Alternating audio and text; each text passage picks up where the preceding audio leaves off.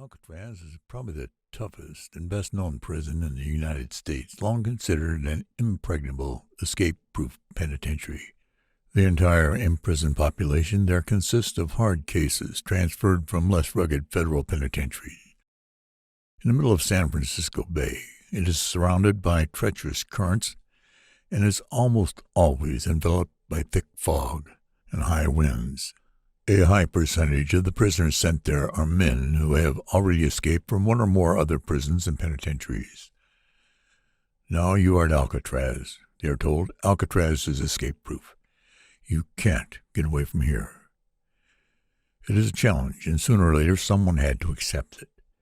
That someone was a felon named Ted Cole. Cole had already escaped once from an Oklahoma prison, where he had been assigned duty in the prison laundry. That escape had been made by hiding in a laundry bag. But now Cole was in Alcatraz, and Alcatraz, he was told repeatedly, was escape-proof. Cole's work assignment was in the prison machine shop, which suited him perfectly. Through an involved code in his infrequent mail, he managed to line up outside assistance from friends in the San Francisco area. While waiting for things to be set up outside, he spent a cautious part of each workday on the machine shop wall, on the other side of which was the rocky, surf-toned beach of the island. The day finally came, leaving right after a head count, so he would have an hour or two anyway before his absence was noticed. Cole went through the machine shop wall and dove into the water, swimming straight out from the island, the fog so thick around him he could barely see the movement of his own arms as he swam. This, as far as he was concerned, was the only dangerous part of the escape. If his friends couldn't find him in the fog, he would simply swim until he drowned from exhaustion or was recaptured by a police patrol from the island.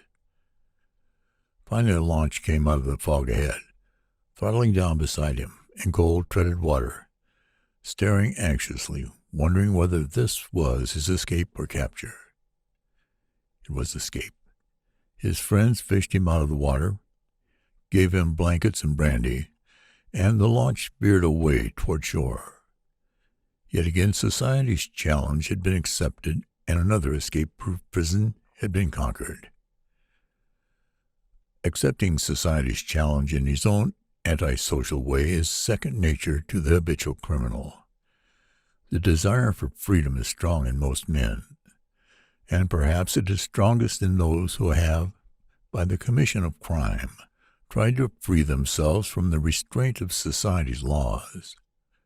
The much harsher and much more complete restraint of a narrow prison cell, and an ordered, repetitive existence within the prison walls, plus the challenge of being told that escape from this prison is impossible, increase this yearning for freedom to the point where no risk seems too great, if only there is the possibility of freedom. No matter what the builders of the prison have claimed, the imaginative and determined prisoner can always find somewhere, in a piece of wood or a rusty nail or the manner of the guard shift changes, the slim possibility that just might end in freedom. This yearning for freedom, of course, doesn't always result in imaginative and ingenious escapes. At times it prompts instead wholesale riots, with hostages taken and fierce demands expressed, and the senseless destruction of both lives and property.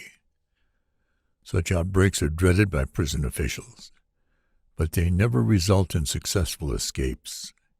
They are too noisy and too emotional.